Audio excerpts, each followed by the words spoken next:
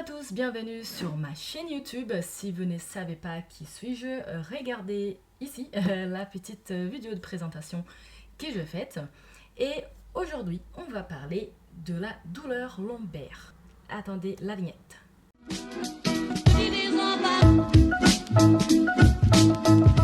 Alors, la douleur lombaire, c'est quand même une plainte très récurrente aux urgences et même en cabinet médical aussi. Et c'est pour ça que j'ai décidé de faire cette petite vidéo. Elle sera courte, hein, c'est vraiment pour vous parler d'une façon très résumée les choses qu'on doit quand même penser quand on voit la douleur lombaire aux urgences. Quand on voit les patients qui présentent une douleur lombaire aux urgences, qu'on soit clair. Normalement, les patients cherchent de l'aide médicale pour des douleurs lombaires qui sont apparues dans les dernières 4 semaines. Ça, c'est quand même quelque chose de très commun. Et on verra qu'en plus de 90% de cas, on ne retrouve pas une cause sous-jacente.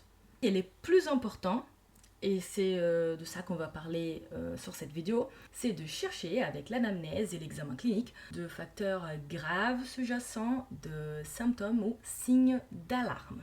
Mais Fernanda, quels sont les signes d'alarme qu'on peut retrouver?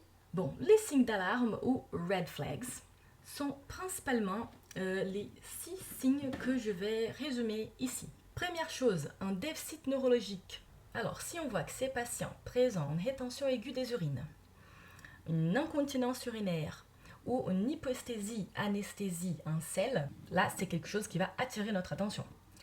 Deuxième chose, si on retrouve de la fièvre, ce qui peut montrer qu'il y a une infection derrière cette douleur lombaire, comme par exemple une spondylodicite, un abcès épidural, un abcès de psoas, par exemple. Troisième chose, si ces patients présentent un antécédent de néoplasie, parce que là, il faut qu'on pense quand même à une possibilité de métastase et de compression médulaire. Quatrième signe, une installation brutale.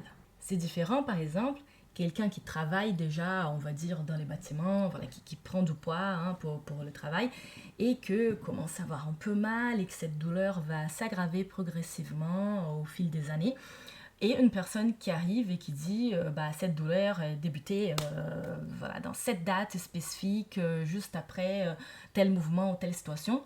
Voilà, ça va nous faire penser à, par exemple, une fracture vertébrale, spécialement si on parle d'une personne plus âgée. Donc, dans la population âgée, il faut quand même qu'on fasse attention au type de douleur, l'installation, si c'était de façon progressive ou pas, les antécédents que cette personne a. Parce que c'est différent d'avoir quelqu'un, comme l'exemple que j'ai donné avant, qui travaille dans les bâtiments, qui travaille en portant de poids, qu'il a 40 ans et qu'il commence à avoir ces douleurs de façon progressive hein, et qu'il peut arriver à ses 60 ans, 80 ans avec cette douleur déjà connue, et une personne de 72, 76 ans qui arrive aux urgences et qui dit je n'ai jamais eu de douleur lombaire avant et j'ai cette douleur qui a débuté il y a une semaine avec un mouvement, ou de fois même pas de trauma spécifique, mais voilà, cette douleur a débuté à cet âge-là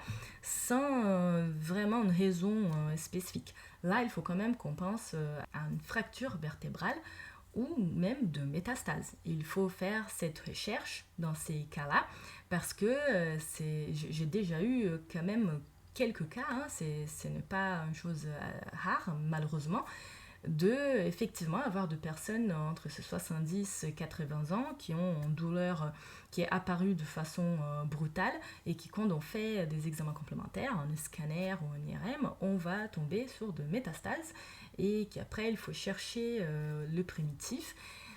Et deux fois, ces primitifs est déjà bien évolué et qu'on n'aura pas de traitement à proposer par la suite. Cinquième signe d'alarme, une perte de poids involontaire, qu'on soit clair aussi à ces sujets, donc pas une personne qui fait vraiment un régime et qui voulait perdre de poids, mais une perte de poids involontaire dans les derniers mois. Une perte de poids peut cacher quand même de métastases, hein, donc une néoplasie sous-jacente qui n'a pas encore été identifiée.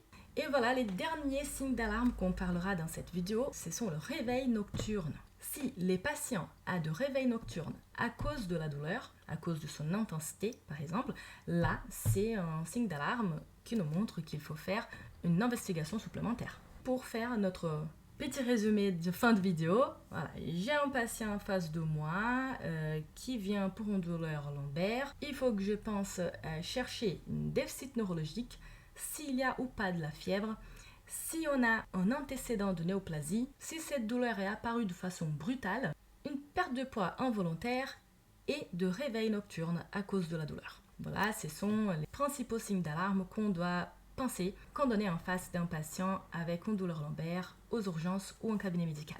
J'espère que cette vidéo vous a plu. Si vous n'êtes pas encore inscrite à la chaîne, inscrivez-vous tout de suite. Appuyez la petite clochette pour être notifié quand il y a de nouvelles vidéos.